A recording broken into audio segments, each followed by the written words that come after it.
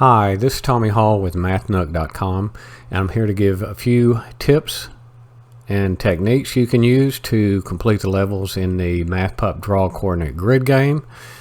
Specifically, we're looking at the Q1 quadrant 1 mode, and after I show you the tips and techniques, the solutions to all the levels will follow. And they're just solutions that I did, and they're not necessarily the most efficient or the easiest, but I kind of wanted to show you how they can be done, and some of the tips and techniques actually are shown in there, but I'm going to show them here so that in case you want to just complete the levels by yourself and don't actually want to see the solutions, these tips can help you either get through a level, or it can also help you to improve on a level by using less ink, and I'll show you what I mean by that in a minute. So in the video right now, I want to show you a couple of things, and basically I want to show you how to use this delete previous line, not just to correct any errors you may have made in drawing lines, but to help you get to certain areas. And also, if you want to try to use less ink, you can delete lines that are unneeded to reduce this amount of ink that you use. And I say ink, it's going to show up as feet, how much feet you use drawing the lines on the coordinate grid.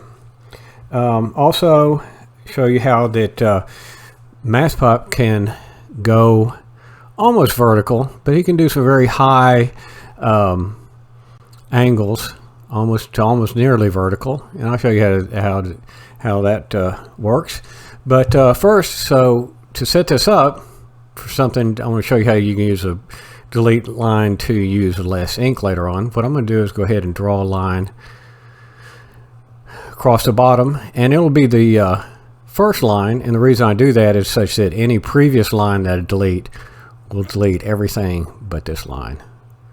So I'm going to go ahead and I've got to switch gears here because I've been working on quadrant 4, which also have all 4 quadrants. I also have a video for the solutions for the all 4 quadrants mode, and the levels look the same, but the grid is set up a little bit differently. It may be shifted over a little bit different, so it may change how you complete a level.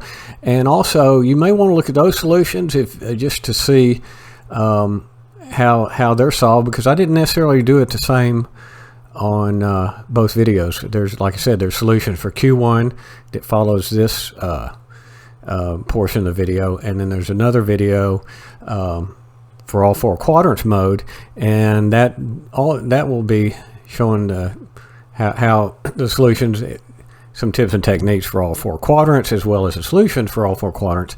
And all these links will be on the game page, so you can access those there. So first off, I'm going to draw this line across the bottom. So this particular point is 2 across, 0 up. So I'm going to do 2, 0 point.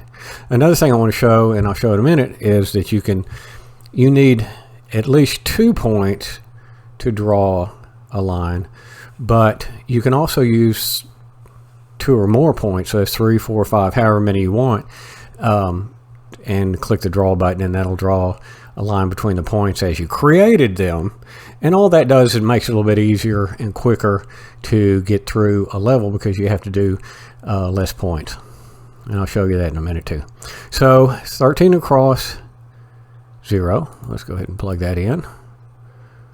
So I've got my 2 points. I do have now I have my 2 points. Go ahead and click draw. I've got that line. That was the first line. So now I'm going to show you how MathPup can climb up some real steep inclines, and also to draw one line, continuous line with 3 points. So let's go ahead and do 18 across, 3. Go ahead and put that point in. And let's go up to, actually let's get them climbing pretty high. Let's go to 16, 8.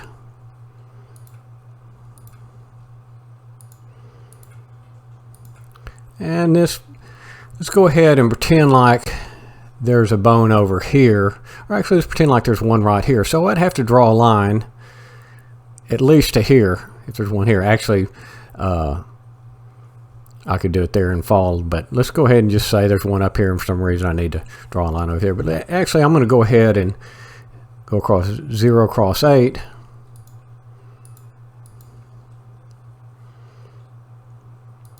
Now I've got 3 points, and the order I drew it, the order I did the points is here, here, and here, and that's the way it'll draw the line when I click draw. So that's how you use more than 3 points, or more than 2 points, if you like. And actually it just kept me from duplicating this point here, because if I did it 2 points, I'd be this point, draw a line, this point, draw a line.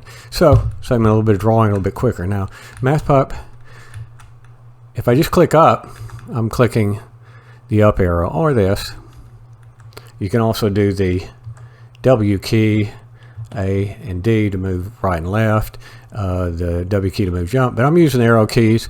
And if I just do up, he jumps up. I'm going to hold the left arrow button down. Ooh, he's sliding down a little bit, and pressing up, and you notice he jumps up.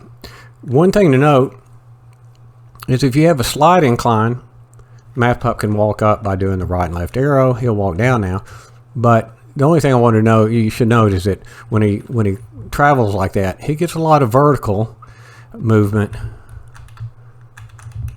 whereas this way there's very little vertical movement. So it's big difference when he's having a vertical, a high incline like this, he's going to have to jump, whereas if you do a slide incline, he can walk up the incline without getting a lot of vertical movement. So now if I had to, I might have done this because I might have had some bones up there. So there's 2 reasons why I do it this way with this line first. Might have had to draw that across like this, and so I could click the delete previous line, and the last line of the previous line that was drawn was this one, because I drew this first. So the previous line is this line here, and you might want to do that just to help you get through there'll be situations where it'll help you get through a level easier. But also I've used 162.1 feet of ink, and when I click this button, he's going to drop down here. MathPup's going to drop down there, and you'll see that this line is gone, so it reduces the amount of ink I've used. So I'm going to go ahead and click delete, and he's down there, and I've only used 56.1 feet of ink at this point. Now another thing that situation you'll find is, like if I was in this particular level, I could draw a point from here up probably through here, and I might be able to walk MathPup through there.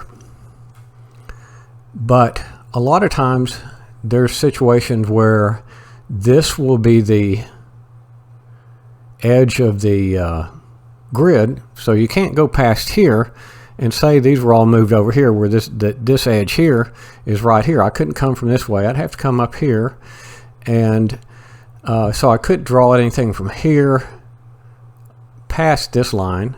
So what I could do is I could go ahead and draw 3 across 1. I'll show you another technique you're going to have to use. And let's go ahead and go 7, 4. Oop, I'll go ahead and clear that. 7, 4 point. I'll go ahead and draw that. And again, we have room over here, but I'm showing you what would happen if this was the edge of the grid.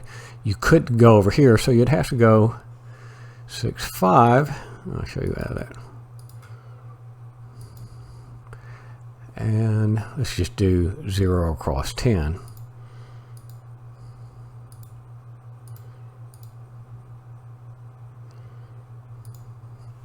So at this point, if I can get MathPup over there, oh, you see the other line. I hope I got to get right here. Jump. Now I just jump by hitting held the right arrow key down and the up arrow. I move up here. Normally this would, if you were having to come from here up there, it'd seem like almost impossible. I guess you could go you might be able to go vertical, but say you couldn't for whatever reason, because there's a lot of obstacles and things going on in these levels.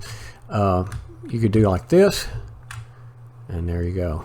So really, I've shown you a couple of techniques you can use to help you get through the levels more efficiently and quicker, and hopefully solve some of the tougher levels. But again, if you get a chance, look at these techniques, try them on all the levels before you go see all the solutions, because that way it's more of a challenge, a lot more fun, it seems like.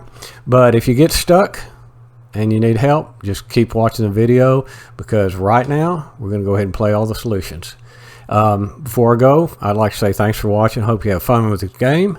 And if you have any questions or improvements, or would like to see more games like this, just drop us a line at info@mathnook.com. All right, thanks.